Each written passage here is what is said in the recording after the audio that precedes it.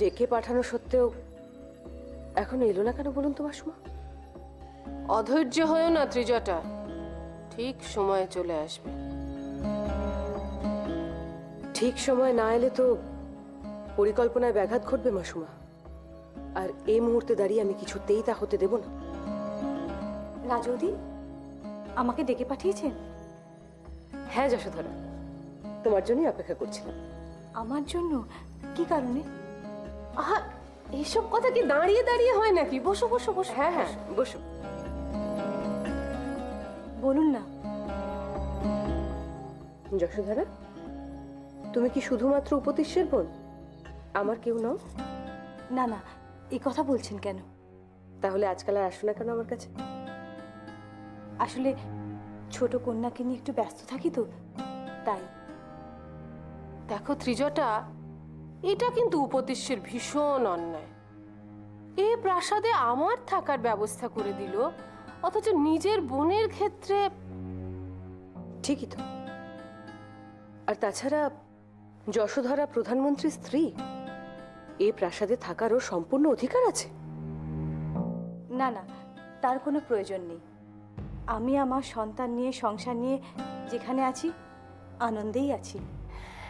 তুমি আনন্দে থাকতেই পারো, তা বলে অন্য লোকে তার কর্তব্য থেকে কেন বিচ্যুত হবে বলো তো? শুধু কি তাই মাসুমা? ঐশিকা তার কাজে এতটাই ব্যস্ত হয়ে পড়েছে যে এই রাজ পরিবারের একটা গুরুত্বপূর্ণ আচারকে সে ভুলে গেছে। গুরুত্বপূর্ণ আচার? কিসের কথা বলছেন রাজৌদি? কেন, তোমাদের যে ফুলের মতো কন্যা সন্তানটি হলো, মা লক্ষ্মীর আশীর্বাদ নিয়ে তার তো নামকরণ করা উচিত ছিল। এই কথাটা সবাই এভাবে ভুলে গেল কি করে বুঝতে পারছি না। ওই শিশুর নামকরণ এখনো হয়নি, এটা খুবই দুঃখজনক। অবিলম্বে এই অনুষ্ঠান করা উচিত, তাই না ত্রিজটা?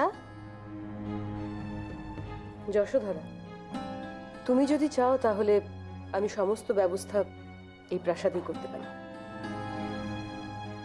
রাজৌদি, তুমি যে এত ব্যস্ততার মধ্যেও এই সামান্য বিষয়টাকে মনে রেখেছো, তাতে আমি মুগ্ধ। আমি সত্যি মুগ্ধ। আমি চলি।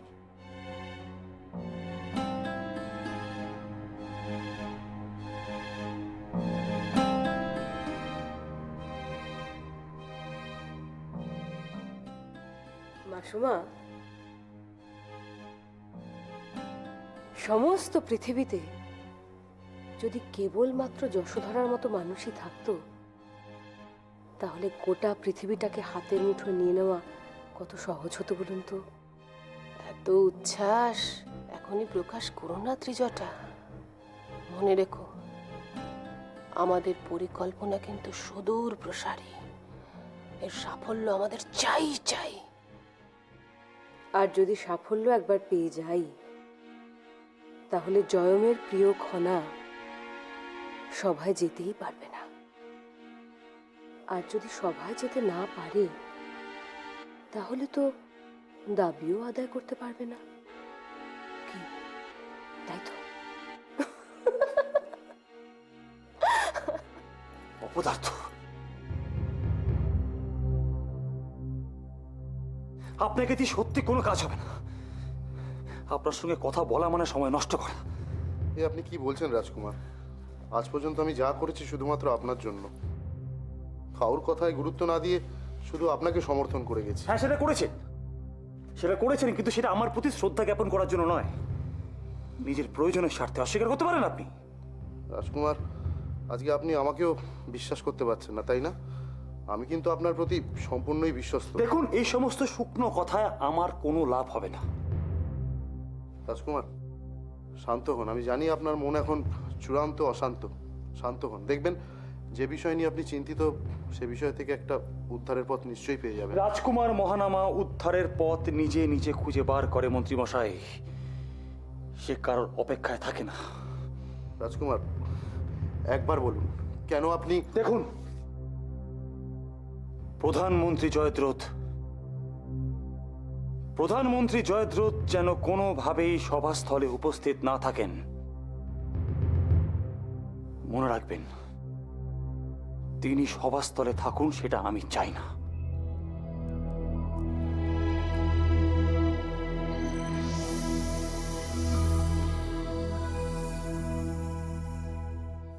কি ব্যাপার? আকাশে মেঘ জমে রয়েছে বলে মনে হচ্ছে। জয়াম, আমার সাথে একটু অসুযুদ্ধ অনুশীলন করবে? মনটা আসলে একটু হালকা করা দরকার। নিশ্চয়ই নিশ্চয়ই, এ তো উত্তম প্রস্তাব।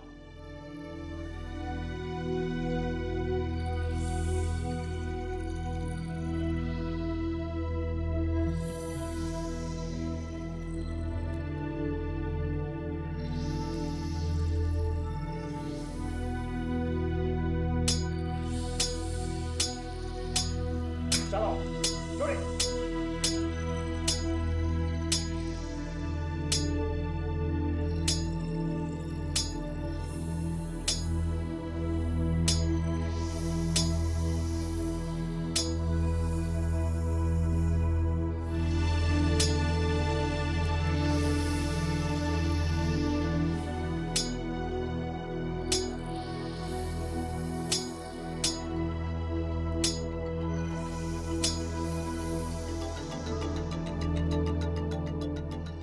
কি হয়েছে খনা?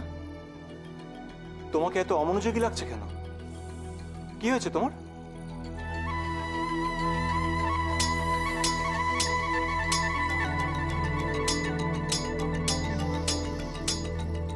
কি হলো? জয়দ্রথকে সভাস্থল থেকে বাইরে রাখার কোনো পরিকল্পনা কি মাথায় এলো আপনার?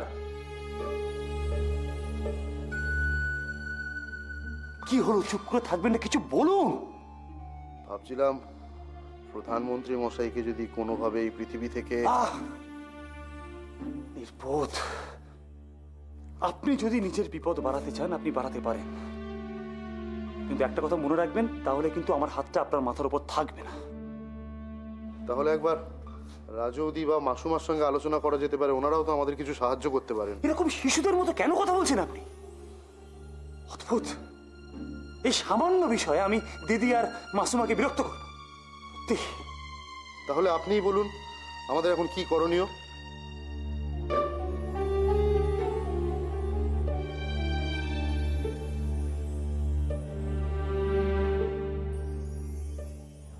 আচ্ছা মন্ত্রীমশাই, যদি উত্তরের জঙ্গলে দাবানল সৃষ্টি করা যায় কেমন হয়? দাবানল? হ্যাঁ, ভাবুন তো, দাও দাও করে আগুন জ্বলবে, বহু পশু পাখি মানুষ মৃত্যু মুখে পড়বে। কিন্তু কিন্তু তাতে আমাদের লাভ কি? হবে হবে, ভালো করে ভেবে দেখুন। দেশের কোনো প্রান্তে যদি কোনো দুর্ঘটনা ঘটে, সেই স্থানে প্রথম কে পৌঁছে যান? প্রধানমন্ত্রী। তাহলে যদি এরকম কোনো দুর্ঘটনা ঘটে, সেক্ষেত্রে জয়দ্রথকেও সেই স্থানে পৌঁছাতে হবে। আর তাই যদি হয়, তাহলে সে কোনোভাবেই সভাস্থলে উপস্থিত থাকতে পারবে না। চমৎকার! এ তো অতি উত্তম পরিকল্পনা। কেউ টেরও পাবে না, অথচ কার্য সিদ্ধি হবে। আপনি দ্রুত সমস্ত ব্যবস্থা নিন মন্ত্রীমশাই। দেখবেন যেন কোনো ত্রুটি না হয়। আপনি কোনো চিন্তা করবেন না রাজকুমার, সব ব্যবস্থা আমি ঠিকঠাক করে রাখবো। এখন চলি। প্রণাম।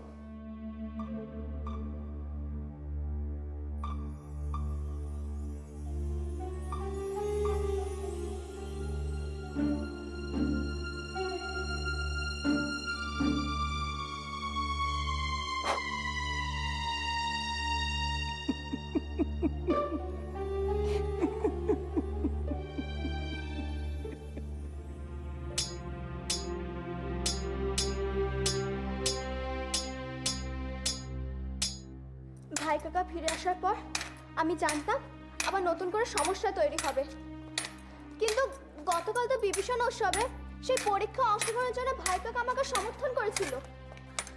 এটা তো এটা তো খুব স্বাভাবিক ঘটনা, খনা। ও তো তোমার কাছে অসি যুদ্ধে পরাস্ত হয়েছিল, তাই তাই ও নিজের মানবিক রূপকে সকলের কাছে প্রকাশ করার জন্য ও তোমাকে সমর্থন করেছিল।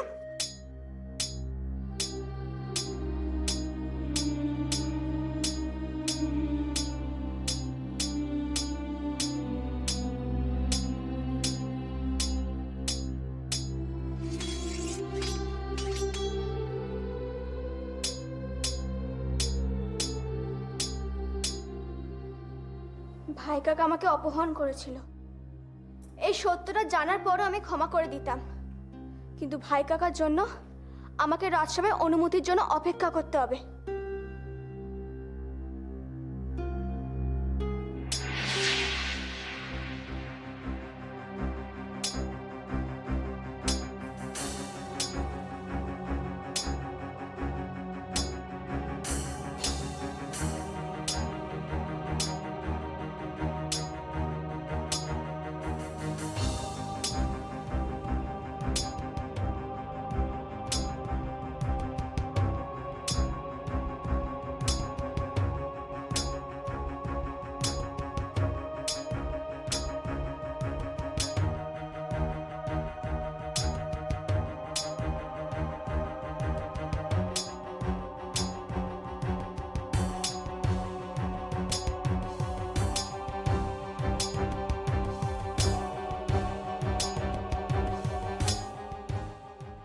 আগের সেই রাজসভার স্মৃতি আমি আজও ভুলিনি।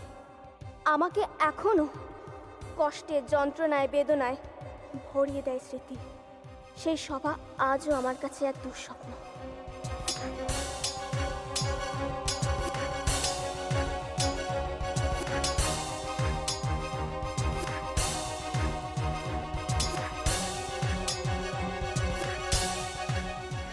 বলো তো, কাকে আকাশের কন্যা বলা হয়?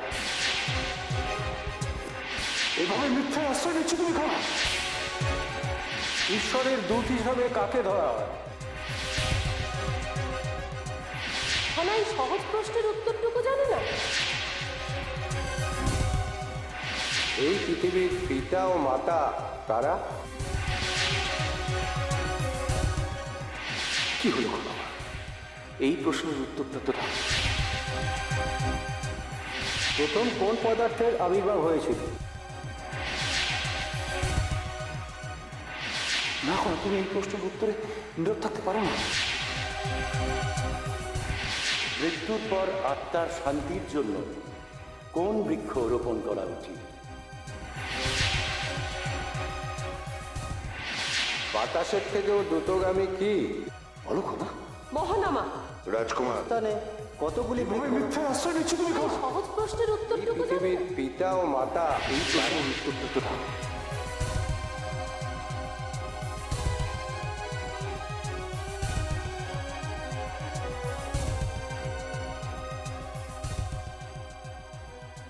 খনা, কি হয়েছে তোমার? সেই সুপুরি টানা, সেই ধেয়ে আসা প্রশ্ন, সেই অবজ্ঞার চাউনি। না না, আমি কিছুতে সহ্য করতে পারবো না, কিছুতেই না।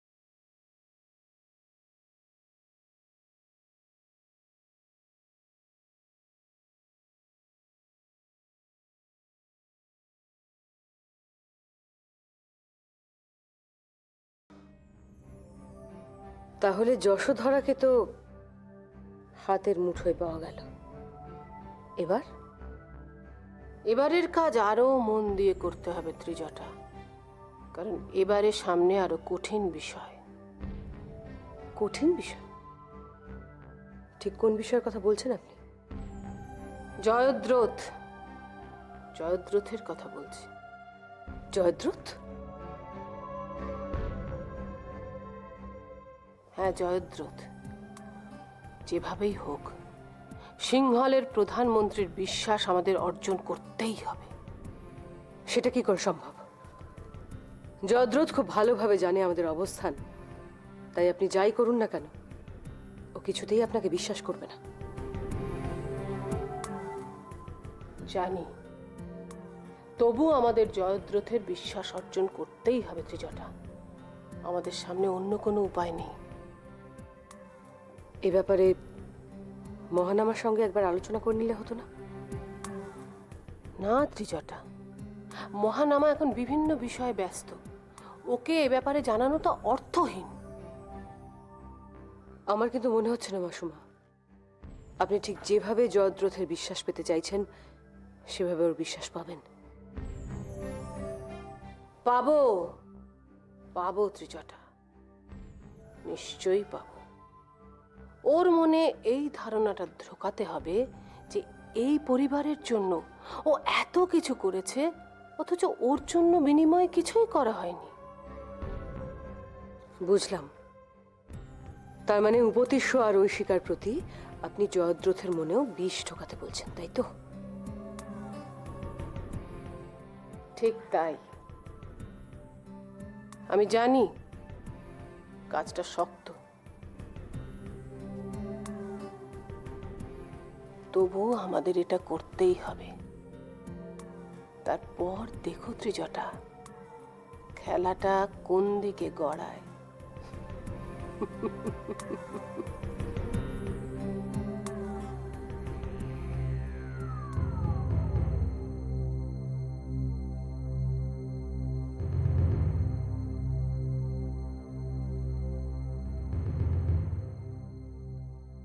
জয়দ্রথ,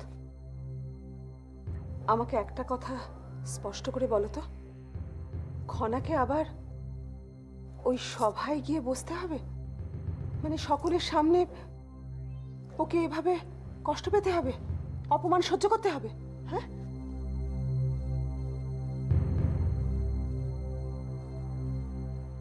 রাজিমা, রাজিমা, আপনি আর এ বিষয় নিয়ে নতুন করে কি চিন্তিত হবেন? আপনি কি জানেন আমাদের খনা নিজেকে এত সাহসী বলে পরিচয় দেয়, অথচ সভায় গিয়ে বসতে হবে বলে ভয়ে একেবারে কতটা কুকড়ে ছিল? অবশ্য একটু আগে আমার সঙ্গে অসি চালনার অনুশীলনের পর কিছুটা হলেও মানসিক শান্তি পেয়েছে। খনা কি জয়ন যেটা বলছে সেটা সত্যি?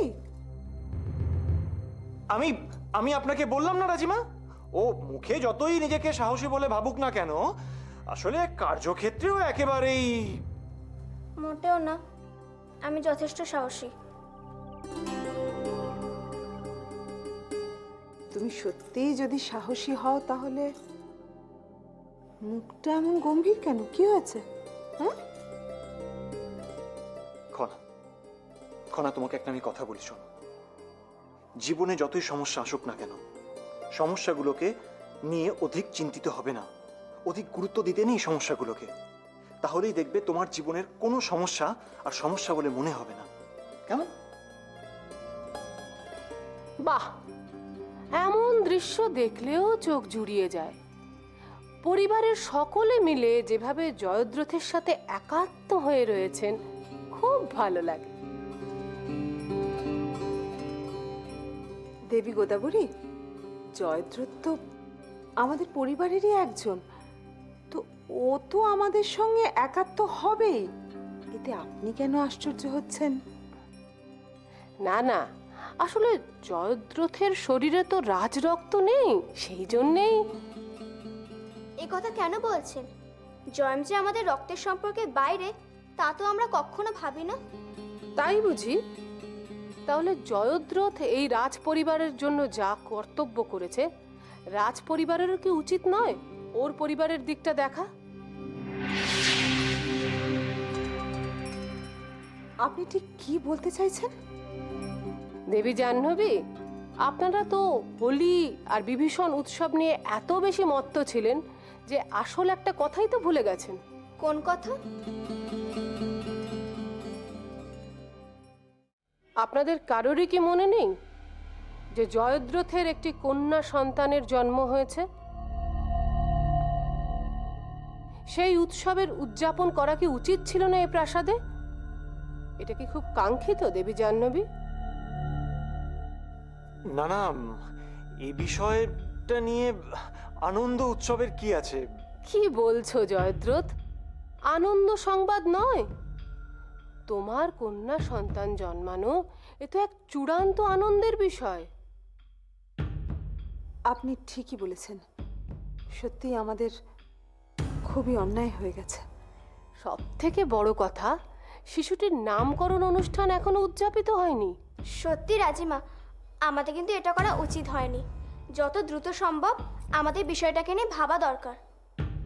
ত্রিজটা তো কারুর অপেক্ষা না করেই রাজ জ্যোতিষী মশাইয়ের সাথে এ ব্যাপারে কথা বলেছে। আমার তো মনে হয় সবার আগেই এই অনুষ্ঠানটা উদযাপিত হওয়া উচিত। না না, এত এত আড়ম্বরের কি প্রয়োজন আছে? জয়দ্রথ, তুমি থামো তো। পরিবারের বড় হিসেবে যদি আমাকে মানো, তাহলে আমি যা বলছি তাই হবে। তাহলে দেবী জাহ্নবী, এ বিষয়ে দ্রুত ব্যবস্থা নেওয়া হোক। এখন তাহলে চলি।